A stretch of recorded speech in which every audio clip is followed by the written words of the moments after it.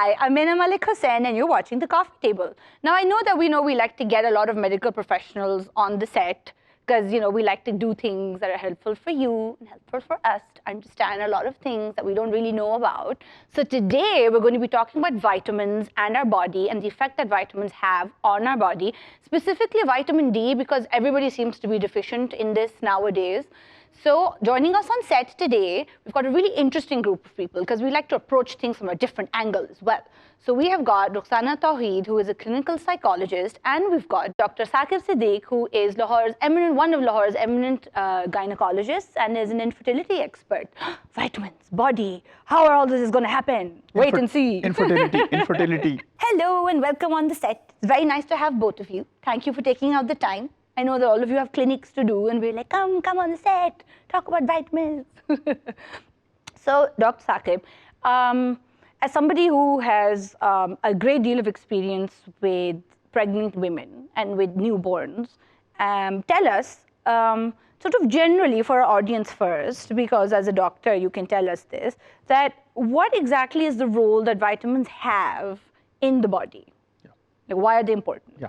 Before going on the vitamins, since we are sitting on the coffee table, yes, we had coffee before the show. Yes. And I was very glad to know that all three of us didn't have the sugar in our coffee. You were very healthy here. Very healthy lifestyle, Now, the latest research says that there are three poisons in your food. Okay. Sugar, Right.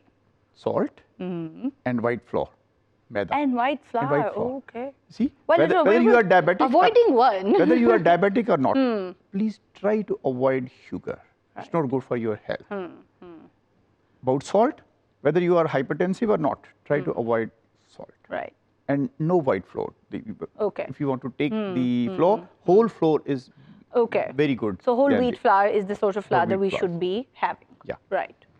And coming to the vitamins. Yes. Vitamins are very important for our body because the vitamins, they are utilized by all systems of our body, whether it's a nervous system, whether it is a gastrointestinal system, or it's a respiratory system, or fertility and everything. Right. Talking of vitamin D, it is very, very important. The latest research shows that it affects all the organs of your body. Really? So, when I was growing up, I wear glasses. So there was this whole thing about taking more vitamin A because it's good for your eyes. And it seemed like vitamins were very specific also. But you're saying vitamin D as well. So vitamin D, but vitamin D... Most of the foods, they are fortified with the vitamin A and D. Right. You must be familiar with the dalda. Yes, of course, it is fortified. Yes, you're right. Yes, and one feels very healthy. A and D. I'm doing so all of this. D is very, very important. And D is that important that it should be sort of present in a significant amount in our diets for everything to work properly. For everything to work. And everything working properly is what brings us to this end of the sofa with Rukhsana, and that vitamin D, a deficiency of vitamin D, also affects our mental health.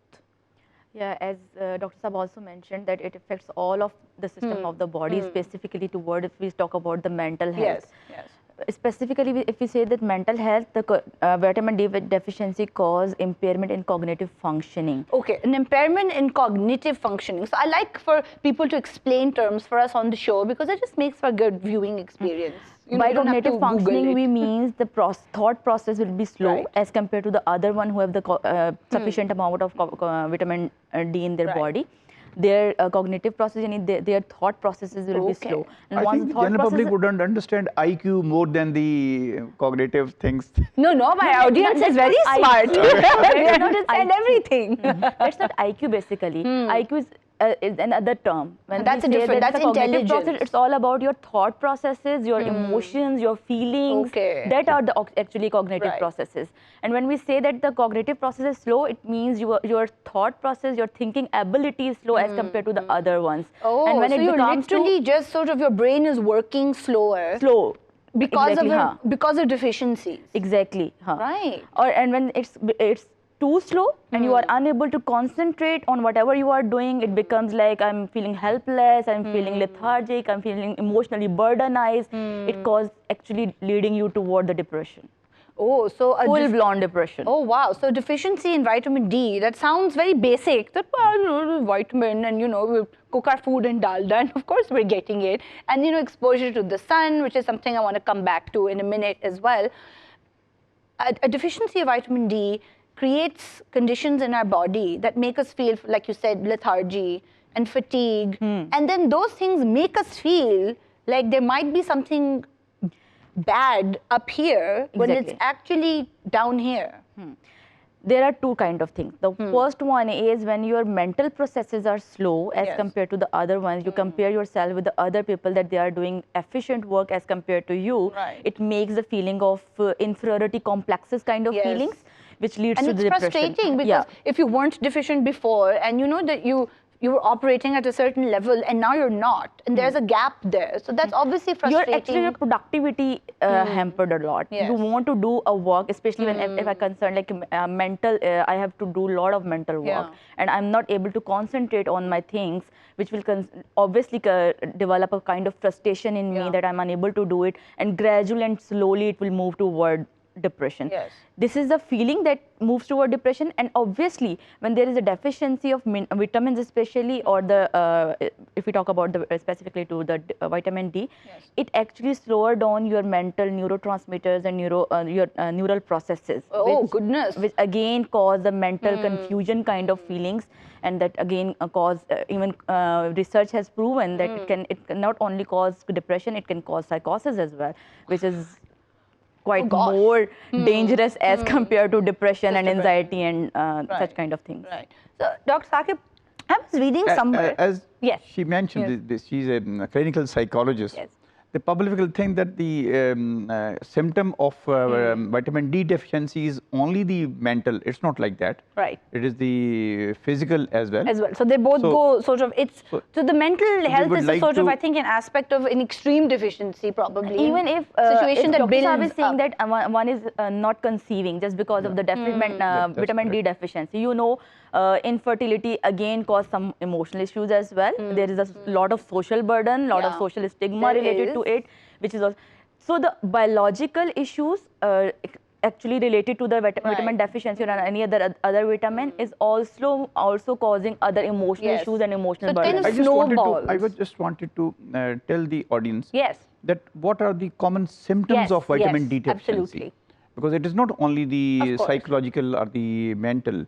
If you have frequent infections, like flu or any skin infections, if you are frequently suffering like a rash that keeps coming back, rash or infection, skin, or these are two common infections in our country: the upper respiratory tract infection and the skin infection. So if you are having those frequently, or a cough that doesn't go away, would that count? Cough it doesn't go away. Then the pain in the bones and the muscles.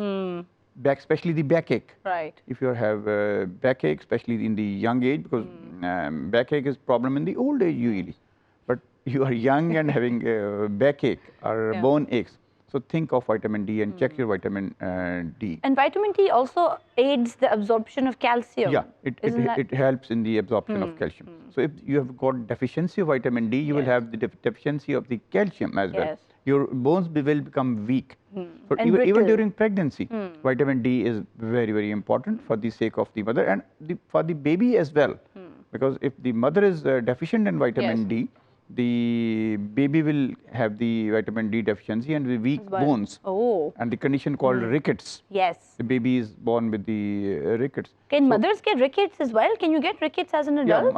We call it a different name, but you can have deficiency of the vitamin D and calcium and the weak bones in the mother as well. Could you explain what rickets is? Because I know, because I took O-level biology. Rickets is when the bone is very weak. The bone is spongy and weak. Well, it's supposed to be hard and it's actually soft like a sponge. Bone is supposed to be very hard. And if it is weak, it will break very easily. So and then it also causes curvature. The curvature. Legs. If the long bones are weak, then if you put weight on that, it will and curve. Sort of curve. And that's rickets. That is the rickets. Scary. And can it be cured? Can it be fixed? Can rickets be fixed? Can your legs become straight again? In the young age, yes, it can be. But if it is the permanent deformity, it cannot. So one has to really keep an eye out for these things as well. So if one feels like legs are sort of looking a bit bendy. And in the old age, in the women, like a postmenopausal, you must be knowing a postmenopausal age, after the age when I'm not that old, but I read my biology. So in that we age have our mothers, our mother-in-law and all other women around us. Yes. So in that stage and age as well, the vitamin D and calcium is important, because that is the stage when the bones becomes weak. Yes. And in the postmenopausal age, the fractures, you must be heard, the fractures are very common, and that is because of the deficiency of the calcium and the vitamins.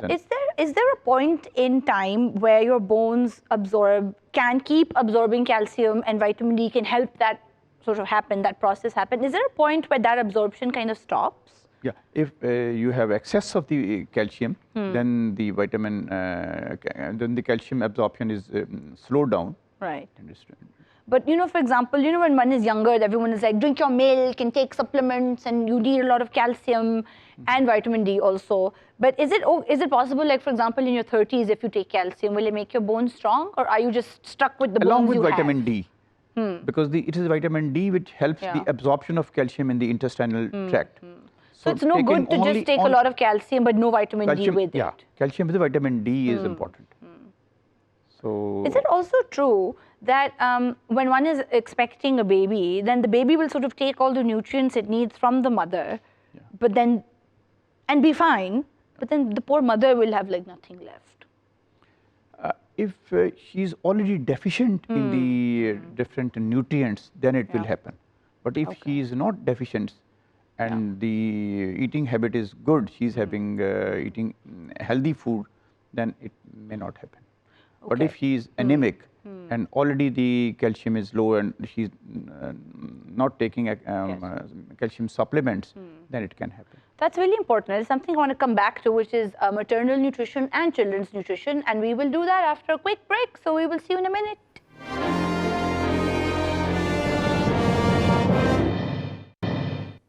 Hi, welcome back to the coffee table. We're drinking a coffee and talking about nutrition, and it's a really interesting conversation, and I'm sure you all are riveted, such as I am. So Dr. Saab, tell me, we were talking about maternal nutrition and how that directly impacts children's nutrition. And if a mother is malnourished or less nourished to begin with, then she won't have healthy babies. And even if she manages to have a healthy baby, she won't be healthy herself. So in a country where girl children from the outset, from birth, are often not fed as much as boy babies are, and where women are not particularly encouraged to look after their health because it's more about service and less about looking after yourself, what are things that we can do to help women be, well, men, of course, also men. We always want men to be healthy also, but women who are of a childbearing age. So if you have young children or if you have young women in your household, what are things that we need to be doing to make sure that they have a balanced body? You have very correctly said the balanced body and the balanced diet, and the balanced food and the balanced nutrition. Balance would mean that she should have adequate food, supplements, because that food is also, you see, feeding the baby as well. Yes. But that doesn't mean that she should eat a lot of ghee and makhan and everything that she becomes too fat. Okay. So balance means that she should take the nutrient foods, which should take the vitamins, especially vitamin D, folic acid, enough calcium, the iron, proteins, and fat as well. As well as fat. So everything in sort of a balance. In our country, when we think of the nutritious diet, our parents, they give the diet full of rich in fat and everything. Everything is an asli ghee, and that's very sort of, and then you see fried paratha, and that's not the healthy diet. So healthy diet means, which I have described it, that which will contain iron, vitamins, calciums, and proteins, etc., etc. If she is deficient, if she is having adequate diet, like she's taking milk, she's taking eating meat, she's having eggs, 1 or 2 eggs daily, then maybe if she's already healthy, then even if she doesn't take any extra supplement, it is okay. Should be okay. So if she's taking you see healthy diet, then extra supplement may not be needed in certain cases. Right. But shouldn't it be that often, I'm sorry to interrupt, but often people start worrying about their diet when they get pregnant or they're trying to get pregnant, but not before that. So shouldn't it really be more of a lifestyle that you already have, which then you want to make these life choices? You already have it'll be easier. Reserve in your body, then it is good. You see, our people generally, they are very fond of taking the pills and the tablets rather than changing their lifestyle and going to the healthy lifestyle. Right. Okay, doctor, please give me calcium tablets, please give me the vitamin tablets, and okay. But it is better to change your lifestyle and to be able to incorporate those things from your food and from your diet. Do you think that's like a higher quality vitamin if you get it from like spinach or almonds or something? Is that a better quality? Is it easier for the body to absorb? Fresh fruit and vegetables. The vitamins that you get from fresh fruit. Not the cooked vegetables. Cooked vegetables is okay. I don't mind if it is cooked. But during cooking, some vitamins are destroyed. Yes. But even if you take the cooked vegetables, you are at least taking some of the fiber. Quite right. But when I say fresh vegetable, it means the salad. Okay. Salad so as many raw veggies as possible is the best kind of vitamin. The quality of vitamins and minerals is the highest in those sort fresh of raw vegetables ingredients. And fruit and vegetables. Right. I just wanted to add one thing, that the way we cook vegetables, we actually kill all the vitamins, all the into nothing. And we need too much cooked it. We don't want to reduce it to a pulp. We need to it won't give us a taste. It won't feel good. If it's a little cooked, we want it. Yeah. So Rukhsana, we've been talking a lot about women and their physical health. But do you feel that when you see patients as well in your clinic, do you see women coming in with the mental health traumas or issues? And do you feel that a lot of them are actually, it's helpful for them to think about, do you look at these factors, their diet, their lifestyle, the exposure they get to the sun, for example? You know, how tied in is your practice with sort of, their physical health? Changing your lifestyle and maintaining a healthy lifestyle is very much important if you talk about any kind of mental health issue, any kind of mental health issue. Your nutrition is very important, your exercise time for myself is very important. We feel like we don't have time for us, we don't have time to walk, we don't have time to for a sun exposure. All these are the issues which actually creating more psychological issues and more mental health issues in females. These are the basic causes of, because females cook for their children, cook for their family, and only they eat the leftover. Mostly in many cases. Okay, they won't even find it out. If we are pregnant, we need extra diet. We need a balanced diet, which already Dr. Saab mentioned. We need a balanced diet. We need all of vitamins. We need all of minerals, folic acid and iron. We need a combination. Okay. So you're saying that there isn't an awareness also that women and men, of course, but I keep coming back to women because this whole business of childbirth and raising them, takes an incredible toll on the body. And if we don't have healthy women, then we won't have healthy children. And I know that in this part of the world, there's also problems with stunting, for example.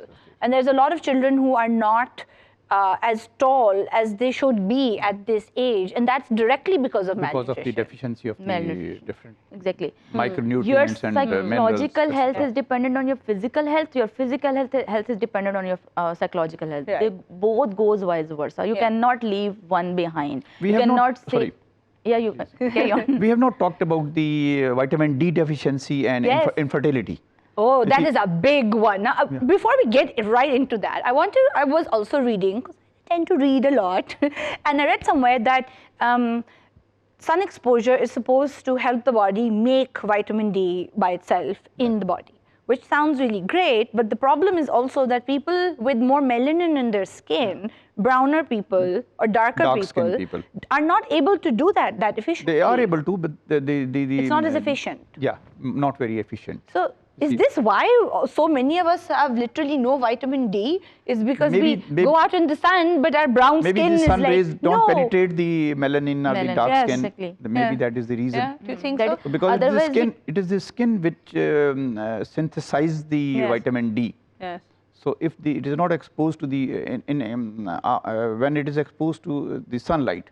Yeah. So in the dark skin, maybe the sunlight and the sun rays don't penetrate into the because the melanin sort of is into the part of the skin which manufactures the vitamin D. Maybe that is so ironic, And do you think that it's also true that a lot of times it's a cultural thing also where we don't like to go out in the sun that much because we get more darker, and which is not socially acceptable. Yes. Especially for a woman, if she has a darker skin tone, she'll get rejected. If she's not get married, otherwise there is a lot of goda karne wali creams. Their business will get. We're trying to hide from the sun a lot. Yeah. I have seen even in the student age, I have seen that when the students, especially the female students, are passing to the roads, they start taking umbrellas and they start taking the gloves. And also it's hot. It is hot. You don't want to get fried and get heat stroke either. They want to. They don't. It doesn't mean that you should expose your whole body to the sun every day and 7 days a week. Yeah.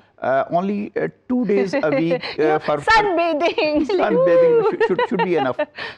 We can a few days a week of getting sun, like on your arms, for example, arms is all right. Okay, face, arms, etc. Would it be helpful if one maybe sat on the roof for a while and sort of correct. got some sun? Only a couple of days in a week. Yeah. Okay, that's interesting to know that it's okay, and that would. But then, Doctor, why do you think so many of us are we actually low in vitamin D, or is it just that maybe we're a little bit depressed and we think it's because of the vitamin D?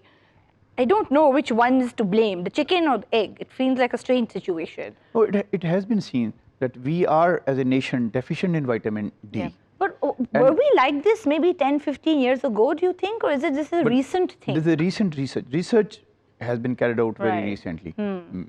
Maybe we were a bit deficient for a long time, but we only know now. But we were not aware of it. But what causes deficiency in vitamin D generally?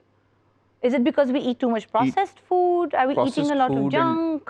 Junk food, processed food. And additionally to all that, our lifestyle has been changed a lot. Right. We are more into indoor kind of things. Yes. Especially in the urban areas. If you see few years back, people were more into the outdoor kind of things. They are more into the outdoor sports, outdoor meetings, and now all the time we are in the AC and we like to be sit in the AC and we don't even travel by car. Travel by the car which has AC into the room which has AC. We walk less, we cycle less. Yeah, exactly. We are in front of our computer or our television upon which you are watching this, or your laptop. Sorry, go out and play. So I think that's important. There's a lifestyle change also, whereby we used to get more fresh air and more sun, and we used to be out there more. And even physical activity just makes you, it releases your endorphins and just makes you feel even our happier. students, our children and grandchildren, they are more in the indoor games and watching cartoons all the time. Yeah. Very little outdoor activities. Yeah. But when we were students, it was compulsory to join some games and go doing outdoor activities daily.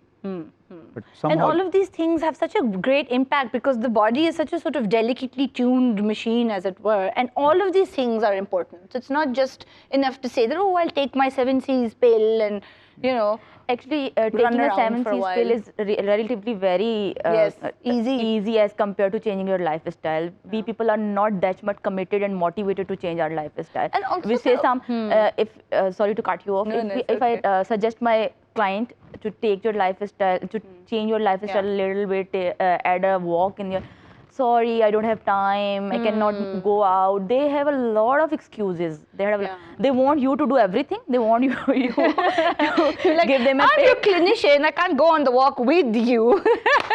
So we're just going to cut to a quick break and come back for our last segment, and we're going to talk some more about this very interesting topic. So stay with us.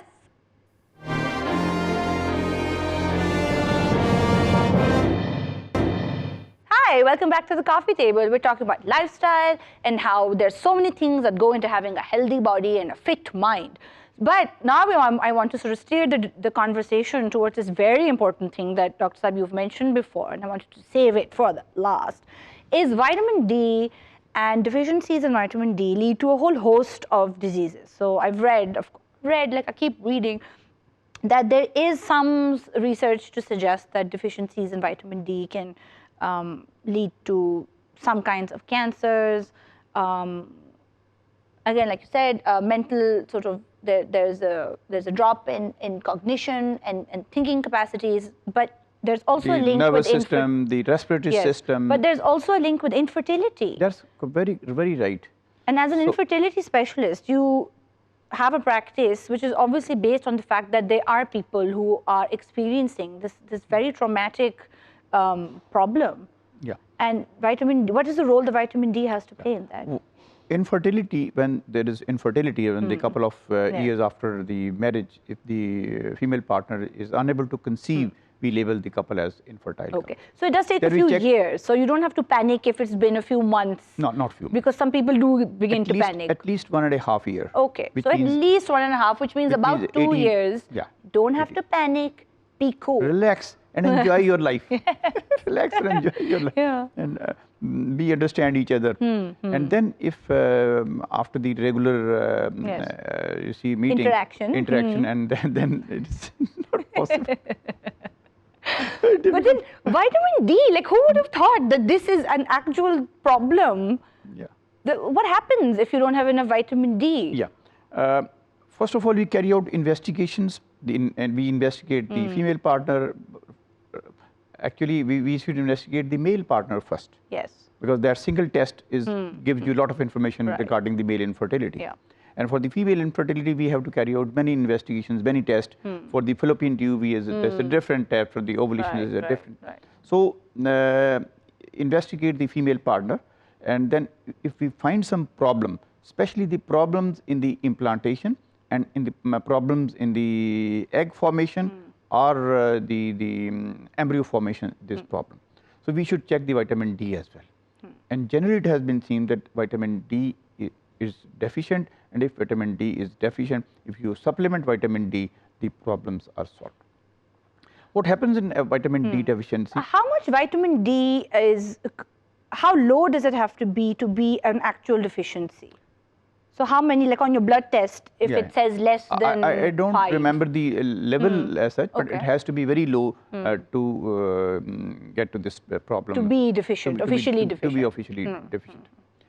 You see, if the in the female partner, if vitamin D is deficient, it leads to, there's a hormone called anti-Mullerian hormone. You see, vitamin D helps in synthesizing, in production of the anti-Mullerian hormone. And what does that hormone do? That hormone, you see, produces the eggs.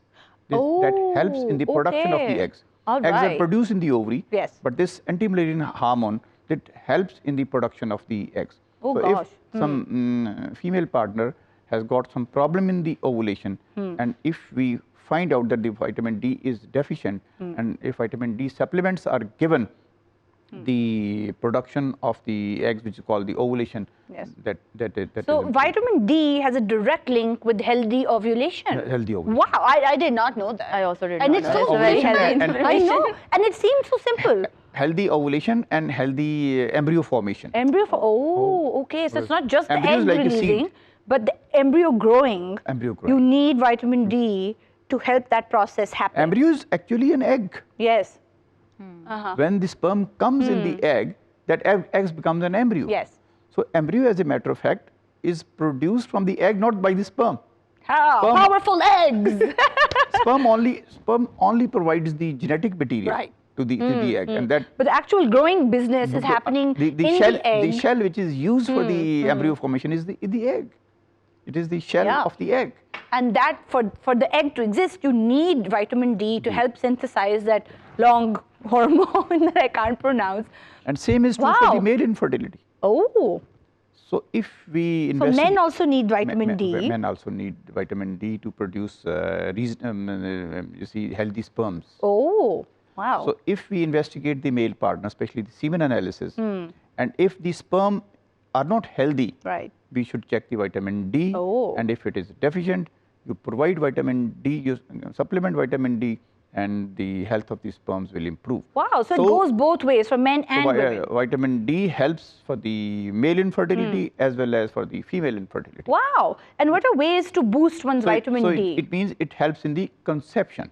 Yeah. So vitamin D would help in the conception. Wow, I didn't know that. And then after the conception, we have already talked about during pregnancy, vitamin D is you need to keep the levels going at a decent rate. And then afterwards, once the baby is born, then what role does vitamin D play in recovery for mothers? Yeah. If she's lactating, then vitamin D and calcium once again are very important. Yes. If she is lactating for 1 year, for 1 year she should take the supplements of vitamin D and calcium. Should carry on. And what if she is lactating for 2 years? 2 years. Yes. For 2 years. I am still lactating my baby. Wow, I shake your hand. Are you taking your supplements? No. Naughty girl. No, but I should take it very seriously. Yes, go straight to the pharmacy after this. You should this. eat egg, especially the yolk. Because I wanted to ask one thing and I wanted to clear it. Then you should take milk, yogurt, milk and milk products. Okay, Doctor, is it an advisable thing that, when people get those vitamin D injections and then they just drink them? Yeah, you can drink. Is that okay? Is that safe to do? Perfectly okay. Yeah, it's all right. It's comparatively easy. You break the ampule and that liquid is mixed with the water, water or any drink, you can take it. But not without a blood test. So you should have a blood tested. You should ensure that you are actually deficient. Can you overdose on vitamin D? Yeah, vitamin D. Oh, you see, toxicity of vitamin D is also bad. Ooh, what happens if you get that? I think it is more the psychological issues if heavy doses of vitamin D, overdose of vitamin D. There is always, if there is something, neurotransmitter or mental processes are slow, you can cause depression, psychosis, such kind of thing. It goes too much. It becomes a rush of the thoughts inside your mind that can cause mania, overexcitement, over-irritability kind of things. So you have to balance your so you levels. can't just go around drinking those ampules and saying, "Yay, I'm fine now." Not without checking. Oh my gosh! Because we do as a even if we group talk of about people, the little ranges about the vitamin D deficiency. We self-medicate a lot in Pakistan. Yeah. So this is something that we should be very careful about. Exactly. Okay. I didn't know that the toxicity of vitamin D could cause even mania. When we say that the medical issues, people little take it more serious as compared to the psychological issue. If someone is not is unable to concentrate his or her own things, he won't consider it that I'm going through some kind of issues or I'm going through some kind of vitamin deficiencies. As compared to if they are having some kind of bone pains, joint pains, inflammations, recurrent infections, they will go for the checkups and they will go for their blood test and everything. When they come to know that they have this kind of issues, again, they just miss their mental health. They just miss their mental health. Because there's no awareness that there's a connection between deficiencies in the body and how you're feeling mentally. Exactly. There are two ways the way vitamins are actually hampering your mental health. The one is direct method, in which we say that it actually compromise your own mental processes are compromised. On the other hand, when you are diagnosed with arthritis or any kind of bone issues or infertility or cancer or whatever, any medical issues, always they bring mental health issues. And for the mental health issues, you always need a separate health. It's not like that your physical problem will be resolved and the mental health issue will go away. It's not like that. It will be persist. It will remain with you, and it cause the physical issues to come up again. Oh, so one has to be really careful. And like we talked about balance, there has to be a sort of a mind and body balance as well. And you might still experience symptoms even after going to a doctor, which have more to do with your mental health and less to do with your physical health. You can, obviously a psychologist, a psychiatrist or any mental health professional is not the one who will actually make you dependent on him or herself. It's like he or she will give you a proper advice, a proper but they want diet you plan to get better, of course. Okay, they will give you lifestyle changes. They can advise your lifestyle changes, which can improve your quality of life, which is very important. Yes. We all might don't have any physical issue, but we have a very poor quality of life, poor quality of life, just because of that we don't have much time for us. We even cannot consider what kind of issues, mental health issues we are facing. We as a nation are very aggressive, irritable, very emotional, and we'd say it's normal. It's not normal at all. We even when we go for the shadi taqreeb and shadi or wedding ceremonies, we are extraordinary manic kind of person. Too much vitamin D. It's okay. You drank a lot of injections for the wedding. In a physical health or in a mental health, in both, you need a balance. A balanced life is always important. And a balance that is obviously coming from taking advice from your doctor, taking advice from your therapist, and creating a sort of a holistic approach to your own health. So it is also important to create awareness among the health professionals as well. The doctors, indeed, because we think that the doctors know everything. Sometimes we are not very aware that this symptom is particular to the vitamin D deficiency. Yes. So the doctors also need to be aware of that, that these are the symptoms and they may be related to the vitamin D deficiency, and the patient presents to them with these symptoms, they should get the vitamin D check. A screening done. Screening done. Right. And also, what kind of tests should one have done generally if one just wants to get one's vitamin levels checked? Is it sensible to test it maybe every year just to see what's going on? I'm not sure every year, but if you are okay or it's a mildly deficient, that there are certain doses, maybe 1 month or 2 months treatment should be okay. And then if you have some symptoms, as we mentioned already, fatigability, bone pain, then you may check again, but not... So one shouldn't assume that one is deficient. If you don't have any of these symptoms, then chances are that one is all right. You're within an acceptable level of having bone pain or joint pain is not only the vitamin D deficiency. It could be uric acid issues, it could be any other issues. You need to check it down first and then get for the proper help. It is the physician who will tell you that which test should be carried out. Quite right. And you should listen to your physician. Yourself, you should not go to the lab and check uric acid or check vitamin D. A lot of people do, you know, they're like, oh, let's just test everything. Thank you so much, both of you, for being on the show with me today. I think that this was a wonderful conversation. I've learned a lot, and I'm pretty sure that my audience is also sitting and taking notes. Listen to your doctor, don't do testing yourself, and don't drink the vitamin D injections without talking to your therapist and your doctor first. Thank you for watching the show today. We will see you next time. If you're watching this on YouTube, don't forget to like and subscribe, and we will see you soon on the coffee table. Bye now.